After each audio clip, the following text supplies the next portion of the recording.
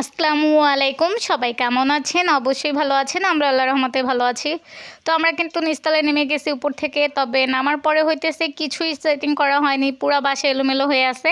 তো যেদিন নিচে নেমেছি সিজদামণি অনেক ক্লান্ত হয়ে গেছিলো, যেহেতু সে কয়দিন যাবত উপরে নিচে নামা ওঠা করতেছিল। আবার সিজদামণির শরীরটাও বেশি ভালো না, ঠান্ডা লাগছে। তো সিজদামণি খুব ক্লান্ত হয়ে ঘুমায় পড়ছিল। দেখেন আমি হইতেছে তাকে পরে সুপার কুশনের যেগুলো বলে ফর্মগুলো ছিল ওগুলো হইতেছে বিছাই দিছি। প্রথম হইতেছে এগুলো বিছাই দেই নাই, সিজদামণি শুধু ওই পাটিটার মধ্যে ঘুমায়েছিল। তো যখন আমি দেখলাম সে শুধু পাটিতে ঘুমায় আছে, যেহেতু বিছানা পুরোপুরি ফিটিং করি নাই, খাটের সব কিছু খোলা, তো আমি সাইডটা একটু টাইট দিতে পারি নাই নাটগুলো ভালোভাবে, তার জন্য তখন হইতেছে আমি পুরো খাটটা ফিটিং করিনি, এভাবেই রেখেছিলাম। আর এর মধ্যে দেখি সে ক্লান্ত হয়ে ঘুমায় গেছে। আমি ওই রুমে অন্য কাজ করতেছিলাম, তো আয়সা দেখি সিদামণি ঘুমাইছিল। পরে তাকে ডেকে তুলে আবার হইতেছে সোফার ওই ফোম দুইটা দিয়ে আমি বললাম তুমি দুইটার উপরে ঘুমাও, মা একটু কাজ করে আসি, তারপর হইতেছে খাটটা তোমাকে ফিটিং করে দিব। দেখেন ঘরের কি অবস্থা।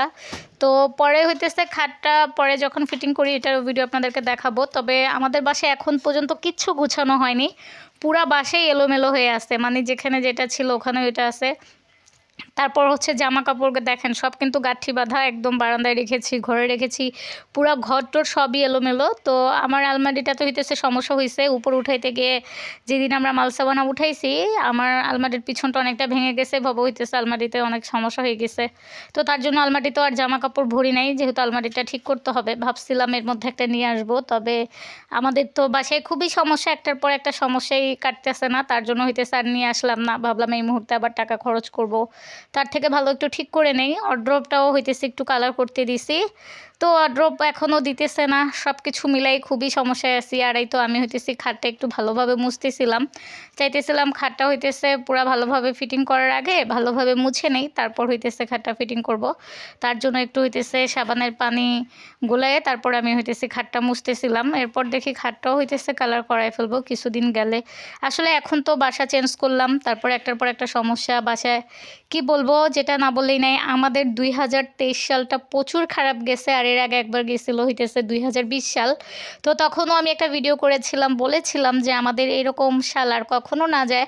আসলে ভালো মন্দ সব কিছু মিলেই হইতেছে মানুষের জীবন, সবই আল্লাহর ইচ্ছে। তারপরও আমি বলবো আমাদের 2024 সালটা মানে আর কি এই সালটা খুবই খারাপ গেল, একদমই ভালো যায়নি। ইনশাল্লাহ আমাদের হচ্ছে 2021 থেকে 2023 পর্যন্ত আলহামদুলিল্লাহ ভালোই ছিলাম অনেক।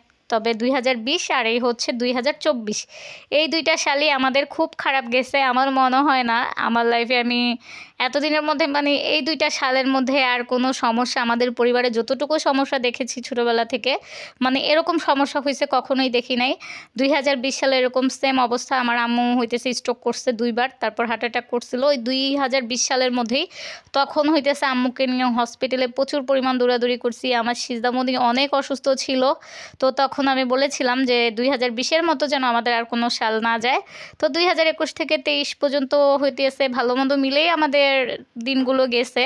তবে 2024-এর মতো এরকম খারাপ আর 2020-এর মতো এরকম খারাপ আর কখনোই যায় নাই। তো আমি মহান আল্লাহ তাআলার কাছে বলবো আমাদের যেন সামনে আর কখনো এরকম দিন দেখতে না হয়। সবাই দোয়া করবেন। সবাই তো জানেন যে আমার বাবা অসুস্থ হয়ে পড়লো, এর মধ্যে আম্মু, আমি, মানে সবাই। আমি চাই না আমাদের এরকম দিন আর যেন দেখতে হয়। তো জানি না সামনের দিনগুলো কেমন যাবে, তারপর মহান আল্লাহ তাআলার কাছে বলি আমাদের সামনের দিনগুলো যেন ভালোই যায়, মানে এরকম যেন আর কখনোই না যায়। খুবই কষ্টের মধ্যে হইতেছে জীবনযাপন করতেছি, কতদিন যাবৎ চাই না এরকম জীবনযাপন আর করতে। তো এই তো সিজদামণি উঠলো হইতেছে, আমি পরে আবার পুরো খাটটা ফিটিং করে নিব, তার জন্য হইতেছে তাকে আর ডাকেই নাই। আর আমার এই ভিডিওগুলো কিন্তু আজকের না, আমি ভিডিওগুলো হইতেছে যেদিন আমরা নিচে নামছি ওই দিন করে রাখছিলাম, আবার কিছু কালকে করছি, আবার কিছু আজকে করছি, মানে 2-3 দিন মিলায়া। এর মধ্যে মনে হয় আমি আজকে 3-4 দিন ধরে ভিডিও, 3 দিন হয়েছে মনে হয় ভিডিও দেই না, আপনাদের সাথে ভিডিও শেয়ার করি না, হয়তো একটু শর্ট ভিডিও দেই এই, এছাড়া কিন্তু বড় কোনো ভিডিও শেয়ার করি নাই। আসলে ভিডিও যে করব ওরকম কোনো সময়ই নাই, তার জন্য দেখা গেছে একটু একটু করে রাখছিলাম, ওইটাই হইতেছে আবার এখন ভয়েস দিয়ে আপনাদের সাথে শেয়ার করতেছি। ভিডিও এডিট করব, তারপর হচ্ছে ভিডিও আবার আপলোড দিব, ওরকম সময় হয়ে ওঠেনি। আমি যদি এখন দেখাইতাম পুরো বাসাটা মানে এলোমেলো হয়ে আছে, এটার জন্য এখন আর পুরো বাসার ভিডিও করলাম না। তো এই ভিডিওটা কিন্তু ছিল আবার কালকের, আর একটু আগে যেটা ছিল ওইটা হইতেছে যেদিন নিচে নামছে ওই দিনের। অনেক দিন যাবৎ ভাবতেছিলাম পাট শাক খাবো, পাট শাক খাবো। তবে এখন তো আর পাট শাকের সিজন না। আমার সব থেকে প্রিয় শাক হইতেছে পাট শাক। তো পাট শাক হইতেছে আমার অনেক পছন্দ। পাট শাক হইলে আমার আর কিছুই লাগে না। আমি আগে হইতেছে খেতে পারতাম না, তবে এখন শিখে গেছি অনেক বছর ধরে পাট শাক খাওয়া। আমার কাছে অনেক ভালো লাগে। আমি জানি না কার কাছে কেমন লাগে, তবে আমার পছন্দের একটা শাক। তো পাই না, এখন তো পাট শাকের সিজন না, এখন নাকি পাওয়া যায় না। তো আমি ওই দিন বাজারে গিয়েছিলাম, গিয়ে দেখলাম একটা লোক নিয়ে আসছে। আমাদের এখানে বিরুলিয়া আছে, ওইখানে নাকি উনি নিজের জমিতে নিজে চাষ করছে। এটার জন্য হইতেছে শুধু উনি বিক্রি করে ওই বাজারে, তার জন্য পাট শাক পেয়ে গেছিলাম। তো আলহামদুলিল্লাহ পাট শাক দিয়ে অনেক দিন পরে আমি মন ভরে ভাত খাইছি। মানে আমাদের বাসায় শুটকি আর পাট শাক রান্না করলে আমি মাশাল্লাহ একটু বেশি ভাত খাইতে পারি, আর নয়তো সবসময় আমি খুব কম ভাত খাই। তো এগুলো হলে যদি বেশি বলি যে অনেক বেশি তাহলে ভুল হবে। মানে অন্য দিনের থেকে পরিমাণে আলহামদুলিল্লাহ অনেকটা ভালো ভাত খাই। তো আমার কাছে ভালো লাগে। কে কে পাট শাক পছন্দ করেন অবশ্যই কিন্তু জানাবেন। আমার কাছে অনেক ভালো লাগে, আমার খুবই পছন্দের একটা শাক। আমাকে যত দিবেন আমি ততই খেতে পারবো। তো এই তো আজকে ভাবতেছিলাম একটু ভিডিও করে রাখি, যেহেতু আজকে হচ্ছে 2024 সালের শেষ দিন। তো আমার ইচ্ছে ছিল আমি হচ্ছে একটু মুড়ি ভর্তা করে খাবো। আমি কিন্তু প্রায় সময় মুড়ি ভর্তা করে খাই, আমার অনেক ভিডিও আছে মুড়ি ভর্তা করার। তবে আজকে হইতেছে ভিডিও করতে গিয়ে বারবার হইতেছে ফোনটা কাঁপতেছিল। এই ভিডিওটা অবশ্য আজকের। আর ভিডিও যে কেউ করে দিবে বাসায় তো ওরকম কেউ নাই, সময়ও হয় না। তারপরে হইতেছে সময় বের করেছিলাম একটু ভিডিও করার জন্য। তো ভাবলাম যেহেতু আজকে একটু মুড়ি ভর্তা করতেছি, একটু ভিডিও করে রাখি, আপনাদের সাথে শেয়ার করব। এখানে হচ্ছে আমি পেঁয়াজু, বেগুনি আর আলুর চপ নিয়ে আসছিলাম দোকান থেকে, ওগুলো হইতেছে একটু ভালোভাবে ছোট ছোট করে ছিঁড়ে নিছি। আর এখানে পেঁয়াজ যেহেতু আমার কাছে ঝাল খেতে ভালো লাগে না, তার জন্য আমি মরিচ নেইনি কেটে।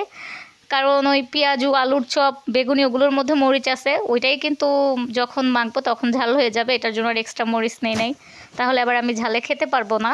তো মুড়ি ভর্তাটা আমি প্রায় সময়ই করি। আমি কিন্তু ভিডিওতে অনেকবার দেখাইছি আর বলি যে আমার মুড়ি ভর্তা ভালো লাগে। তো এই তো এখানে মুড়ি আর হচ্ছে এখন আমি একটু ভালোভাবে এগুলো তেল দিয়ে মেখে পরে হচ্ছে ভর্তাটা করব। তত বেশি ভর্তা করব না, তারপর আমি কিন্তু ভর্তা করে খাওয়ার পরে পরে আর কি ভয়েস দিতেছি এবং আপনাদের সাথে শেয়ার করতেছি। আলহামদুলিল্লাহ মুড়ি ভর্তাটা ভালোই হয়েছিল, আমার কাছে মজা লাগছে। তবে হচ্ছে মুড়ি ভর্তা পরিমাণে কম করছিলাম, তারপরও থেকে গেছে। দেখা গেছে আমাদের বাসায় কেউ তত একটা খাই না, খুবই কম খাই। তারপরও দেখা যায় খুব কম করেও যদি আমরা কিছু রান্না করি সেটাই হইতেছে আমাদের থেকে যায়। এটা একদম আমাদের কি বলবো, না খাওয়ার একটু অভ্যাস আছে, খুবই কম খাওয়ার। তবে আম্মু হইতেছে কোথাও বেড়াইতে গেলে বা আমি, তখন হইতেছে কেউ যদি আমাদেরকে রান্না করে দেয় তখন একটু মাশাল্লাহ ভালোই ভাত খেতে পারি। আর নিজেরা যখন রান্না করি তখন হইতেছে এরকম খাওয়া যায় না। আম্মু প্রায় সময় বলে যে আম্মুকে যদি কেউ রান্না করে দিত তাহলে আমি একটু মন ভরে ভাত খাইতো। তো আমি রান্না করলে আমার আম্মু কিন্তু আমার রান্না খাইতে পারে না, কারণ আমার রান্না ভালো হয় না। আম্মু বলে না আর কি, একটু ভুল বললাম, মানে আম্মু ওরকম আমার হাতের রান্না খাইতে পারে না। তবে বাবা বলে আমার হাতের রান্না ভালো হয় না, বাবা অত পছন্দ করে না। নিলয়, নাদিয়া আর সিজদামণি তারা হচ্ছে আমার রান্নার খুবই সুনাম করে। আমি যদি একদম পচা করেও রান্না করি তারপরেও তারা বলে ভালো হয়েছে। আমার কাছে এই জিনিসটা অনেক ভালো লাগে। তো আমার সিজদামণি বেশি সুনাম করে। আবার মাঝে সাঝে যখন একটু আমার সাথে রাগ হয় তখন বলে না না তুমি ভালো পারো না, তোমার থেকে হইতেছে আমার নানুই ভালো পারে। তো এই তো এই বছর তো মুড়ি ভর্তা আজকে শেষ দিন, যেহেতু মুড়ি ভর্তা খাইতেছি, জানি না আগামী বছর বেঁচে থাকবো কি না, তারপর আবার এরকম করে মুড়ি ভর্তা খাইতে পারবো কি না।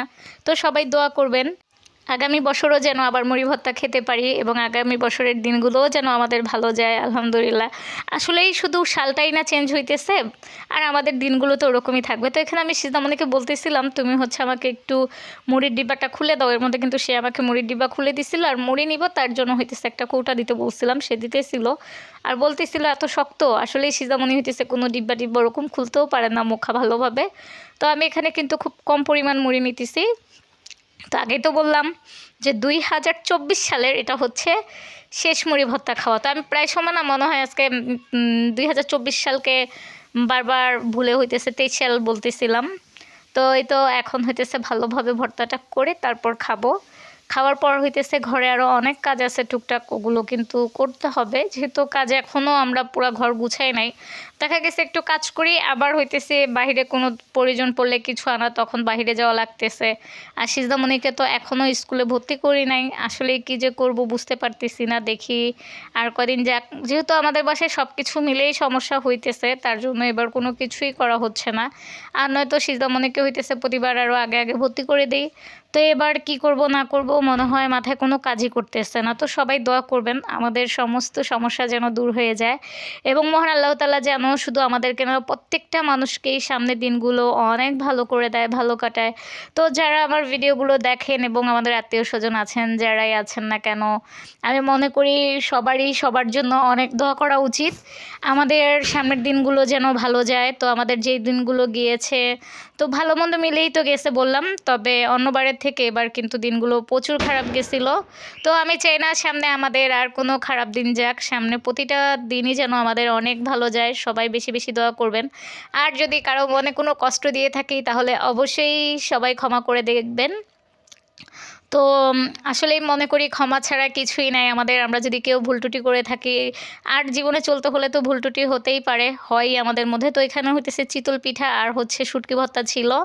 এটা হচ্ছে আমাদের পাশের রুম থেকে আন্টি দিয়ে গেছে। আমি মনে করি এই তো 2024 সালের শেষ দিনে হচ্ছে আমরা পিঠা খেলাম, শীতের পিঠা। তো পিঠাগুলো মাশাআল্লাহ অনেক সুন্দর হয়েছে দেখতে এবং খেতেও মাশাআল্লাহ অনেক মজা হয়েছিল। ভর্তাটাও মাশাআল্লাহ অনেক ভালো হয়েছে, একটু ঝাল ঝাল ছিল। আমি ঝাল খেতে পারি না, তারপরও পিঠার সাথে মাশাআল্লাহ অনেক ভালো লাগছে। তো পিঠাগুলো দেখতেও সুন্দর লাগতেছিল। তো আন্টি এই 24 সালে শেষ পিঠা খাওয়াইলো। দোয়া করি আন্টি যেন সামনে আমাদেরকে আরও পিঠা বানায় খাওয়াইতে পারে। তো পিঠাগুলো মাশাআল্লাহ ভালো হয়েছিল। তো যদি ভিডিওতে কোনো কিছু ভুল ত্রুটি হয়ে থাকে অবশ্যই ক্ষমা করে দিবেন এবং সবাই দোয়া করবেন। সবাই সবার জন্য দোয়া করি আমাদের সামনের দিনগুলো যেন ভালো যায়। আর এই তো 2024 ভালো মন্দ মিলেই গেল, যেহেতু সবই হচ্ছে আল্লাহর ইচ্ছা। মহান আল্লাহ তাআলা যেটা ভালো মনে করে সেটাই করবে। তো এই তো আমার আজকের ভিডিওটা এতটুকুই ছিল। সবাইকে নতুন বছরের অগ্রিম শুভেচ্ছা জানালাম। তো সেই পর্যন্ত সবাই ভালো থাকুন, সুস্থ থাকুন। আল্লাহ হাফেজ।